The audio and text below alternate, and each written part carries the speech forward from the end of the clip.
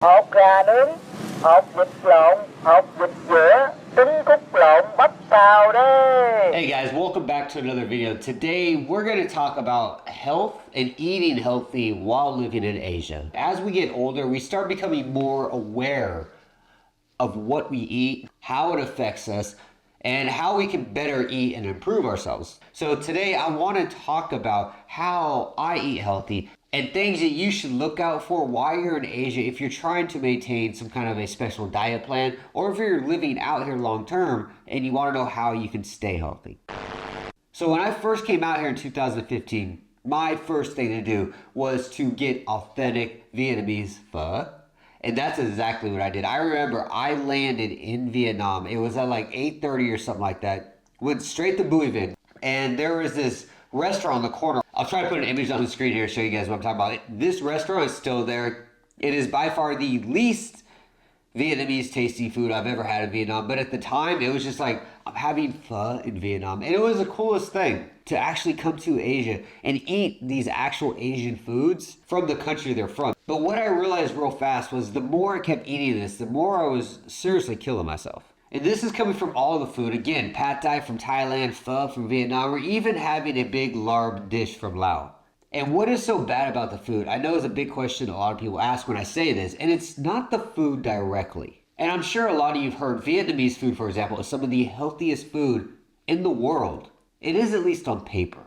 But in truth, it's some of the most unhealthy food. And why is that? The big reasons why a lot of food in Asia just isn't that healthy is reused oils, how the food is actually stored short and long term, how the food is cleaned before it's cooked or used in the meal, the excessive amount of salt and sugar that's put in pretty much everything. And the big one that I see, especially in like Vietnam and Cambodia and Malaysia, is refrying food to heat it up. And this isn't substitution to using like a microwave or oven when these aren't typically easily accessible things for a lot of people. And it's seriously starting to sound like, just from the beginning of this video, that Asian food is kind of similar to fast food. But real quick, speaking of fast food, processed fast food is starting to become a very big, problem in Southeast Asia, to the point where places like Thailand and Malaysia are starting to have serious obesity issues, to the point the government's starting to step in and try to figure out how to regulate this. But that's a different story. Let's get back to the Asian food itself. So what do you even eat in Asia if it's so-called bad?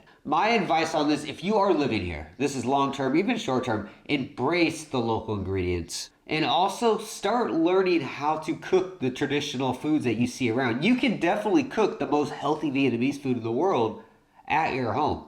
And there's so many free and paid cooking classes all over Asia where you can learn how to make these dishes for relatively cheap. So definitely take advantage of that. That is an awesome way to stay extremely healthy, but also enjoy the local food. But if you do prefer to go out and eat, which is completely normal, and I get you, I do, just be aware of additives and stuff being added to food. There's a lot of salts and sugars that are being injected and put into the foods while they're being cooked or stored. These are things you have to be mindful of if you're trying to be on a sugarless diet or a lower sodium diet. And it reminds me, when we were in Malaysia, we were in Johor, like very south, right next to Singapore. If you follow my Malaysian vlogs, we were literally always eating Indian food. Indian food is so good. But we found this Malaysian guy. We're like, cool, let's get some Malaysian food. And this guy was reheating and cooking sugar within sugar for some fried food. And it was just like, it was so good. But my teeth were angry as hell at me. So be aware of that. And if you're not sure what's going on or what's in the food, don't be afraid to ask. One thing that I've noticed in a lot of Asia is when you ask cooks how they make something or what's in it, a lot of them get excited and they will explain what goes into it. And this is how I learned actually the very big difference between how to make pho in the South and how they make it in the North. Now, if you don't want to go out, you want to go to these restaurants and you just want to order from home, or if you just want to like read what's in everything in English per se, you could use apps. There's a lot of them like Grab, Panda, Foodie's another one out here, where you can order your food. It tells you what's in it. You can leave cute little notes that the cook can read on how to cook your food. Most of the clientele that use these services, meaning the companies, are typically street food and vendors. It's an easy way for them to expand their business, make a lot of extra money, and not have to really go that far. So know that a lot of this food is just street food. And when you are eating food, this reminds me of like getting food poisoning. This is something that happens a lot in Asia. I noticed this a lot in Saigon. I never saw this a lot in Hanoi or Cambodia or Malaysia.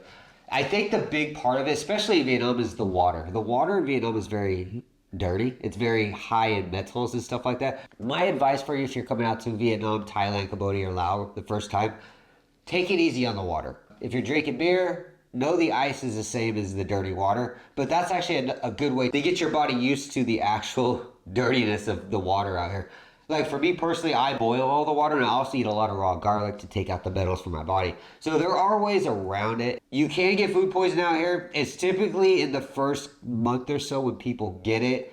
You really like 8, 9, 10 months out here, you're probably not going to get food poisoning because your body's just used to it at that point. But it is important to know if you're budgeting your diet in Asia, you're most likely sacrificing some health at the same time. Also, going to these expensive restaurants and these expensive diners, a lot of these places get their food from markets too. So you're getting the same ingredients you get at like a street market food. The difference is these bigger restaurants, these bigger supermarkets, they typically clean and store the food in a better way. And a running joke that we have out here in Vietnam and China, for example, is anytime you go to any of these restaurants, the first thing you do is you go to the bathroom. I know this sounds crazy. The thing in places, again, like Vietnam or China, is they clean all the vegetables and a lot of the food, the seafood and stuff, in the bathroom sinks, in the toilet sinks. Like it'll be next to the toilet, it'll be like a ground spot. They'll be cleaning everything there, right next to the toilet. If you're going to a restaurant you're not too sure about, check the bathroom. Do you see vegetables and utensils hanging around?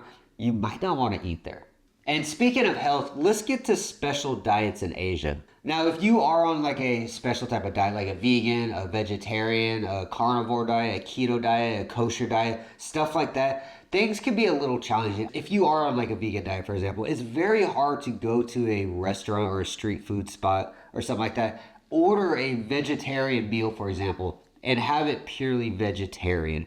They'll cook it in like pork and beef oils, like that had beef in it prior. So even though you're eating like a vegan-based food, it was literally cooked in like a carnivore diet. Muslim restaurants and Hindu restaurants, I have found have been the best because they follow regulations based off faith. It's not like, oh, we told the customer this, so we're going to do it. Like they're literally serving different Muslim people and Hindu people. They have to follow the rules. And when you get to like countries, again, like Vietnam is a big one for this, Cambodia is another big one for this. They usually use broths and different types of oils that are like beef and pork based. So when they cook these foods like pho, all this stuff is made out of pork and beef broth. So if you are a vegan trying to get vegan pho, understand the actual water is not vegan friendly. These are things to take into account. These diets, keto, vegan, vegetarian, most diets are Western diets. These diets aren't normal. They think it's weird.